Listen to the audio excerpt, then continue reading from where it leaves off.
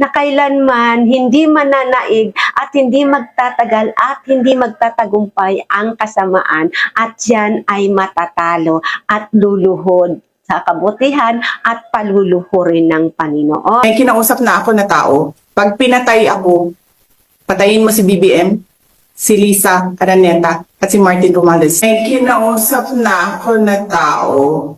Ako pa rin yung presidente ng impyerno. Presidente ng impyerno. When there is a person who is outspoken, who is outrageously outstanding. Outrageously outstanding.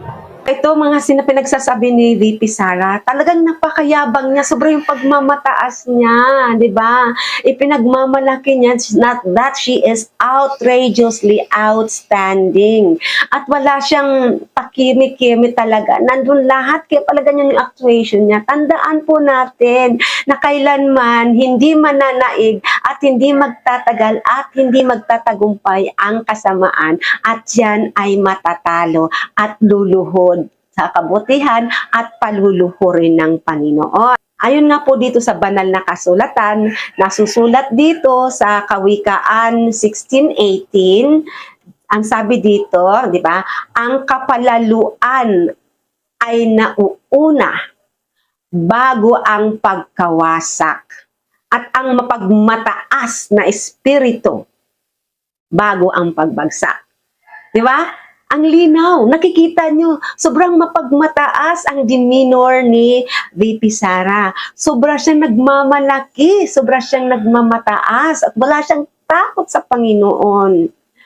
Sigurado ang pagbagsak niya. Sigurado yan, kasi hindi papayagan ng Panginoon yan. Hindi papayagan ng Panginoon yan. At ito pa, nasusulat din dito sa Mateo 23, versikulo 12 o 12. Kuhang-kuha talaga ito, para sa kanila ito eh. Ang nagpapakataas ay ibababa at ang nagpapakababa ay itataas. Pansin nyo, sobrang nagmamataas si VP. So siyang ibabagsak. At nagpapakumbaba naman si PBBM. So si Lord na ang bahala sa kanya. Wala namang perfectong tao. Siyempre lahat tayo may mga flaws. Pero makikita natin na may kapakumbabaan ang demeanor at sistema ni PBBM. Kasi kahit na anong atake, paninira ng mga walang ebidensya, puro lang salita, ay ginawa at ginagawa ng kanyang mga kalaban. Pero nanatili siyang tikom. Hindi niya pinatulan at hindi siya nagsalita ng hindi maganda. Tulad ng mga ginawa ni VP Sara na inaakusahan siya na nagdodroga, pero wala naman silang ebidensya. Diba? Puro lang ganon. Wala talaga silang ebidensya eh. Sabi-sabi lang nila yon, walang katotohanan dahil wala talagang ganon. Magising na po kayo, mag-isip-isip po kayo, huwag kayong padadala sa inyong damdamin lang. Paganahin nyo rin yung isip nyo at paganahin nyo yung kabanalan sa puso nyo kung may takot pa kayo sa Panginoon. Mag-isip-isip po kayo. Ang pinapanginoon nyo ay si Sara at si Digong, hindi ang Diyos sa taas. Matakot po kayo sa mga supporters niya. Matakot po kayo sa Diyos. Kasi, yun na, di ba? Gusto nyo, hintayin daw kayo ni Sara at ni Digong doon sa impyerno. Hihintayin daw kayo doon. Oh, sama kayo? My goodness, mag-isip-isip na po kayo. Lantaran na po yan. Lantaran ang inaamin nila na hindi sila maka-Diyos, anti-Christ sila, at ang masusunod lang kung ano ang nasa isip nila at gusto nila. By the way, bago natin tapusin ang video, dun na po pala sa mga hinihipo ng Panginoon, huwag niyong tigasan ang puso niyo, lumapit kayo sa Kanya. I just want to share the gospel.